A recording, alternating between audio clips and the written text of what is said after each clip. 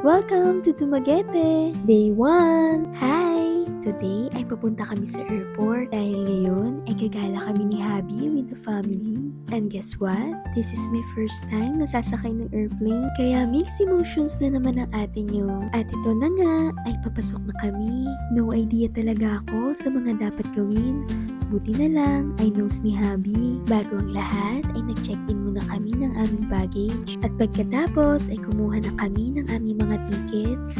Hindi pa nga din pala kami nagbe-breakfast, kaya lumabas muna kami ni Habi para bumili sa Jollibee. At ito na nga at pinapasok na kami. O diba? Ang saya ni Mama. OMG! Eto na nga. Medyo mahaba nga lang ang pila, pero okay lang. Ang mahalaga ay nakapasok na kami. And finally, here we are. O diba? Hindi nga lang kami magkakatabi ng seat, pero kahit papano ay magkakalapit pa din. At ayan, first time to see flight attendant in person. Eto na nga at umaandar na ang sinasakyan naming eroplano. Nakalipat nga pala si Papa dahil walang katabi si Mama. Sakto dahil tabi ng bintana. Ayan, at lilipad na ang aming team. Ganito pala yung feeling pag sumasakay ng eroplano. Totoo pala yung sinasabi nila na parang ka lang daw nakasakay sa bus. Pero buti na lang din talaga, hindi ako nakaramdam ng hilo. Sa katunayan, kaming dalawa lang ata ni Papa ang hindi nakatulog. Paano ba naman kasi ako makakatulog sa ganito kagandang view? O diba? Para na akong nasa heaven. Hi! Maya-maya nga lang ay nagising na rin si Habi. And after 2 hours ay palanding na ang aming sinasakyang eroplano.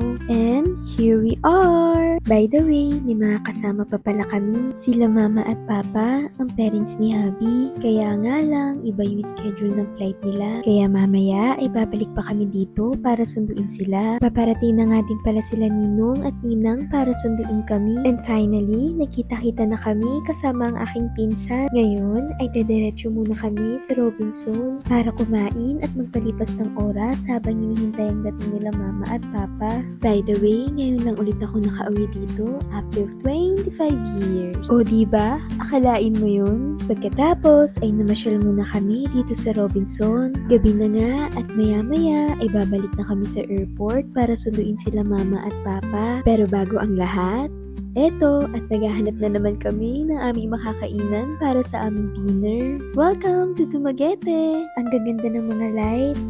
At parang Manila na din pala talaga dito. O diba? Sulit ang pagsakay ko dito sa likod. Kaya nga lang, pagka-uwi namin ay para na akong panda, gawa ng alikabo. Ngayon ay nakarating na kami dito sa Kawa Restaurant. Pagdating nga namin ay marami pala nakapila, pero tsinagana namin at mukhang masasarap ang kanilang pagkain. At habang naghihintay nga ng aming pagkain, lagi rin naman ang peg ni Ninong. Malakas yan.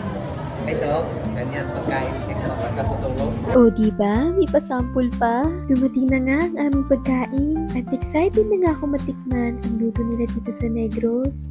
At ayan, chibugan na. Mukhang tama nga ang aking hinala dahil tunay ngang masasarap ang kanilang mga pagkain dito. At matapos nga namin kumain, ay lumarga na kami papuntang airport para sunduin sila Mama at Papa. Kaya nga lang, mukhang medyo na-delay ang kanilang arrival. Kaya huminto muna kami dito sa park at naglakad-lakad muna. Simple nga lang yung park nila dito. Pero sa totoo lang, napakasarap mamasyal dito. Sa katunayan, nabitin talaga ako. Malawak, malinis, maganda at ang sarap ng simoy ng hangin. Ngayon ay on the way na kami sa airport together with our bodyguard na si Naruto.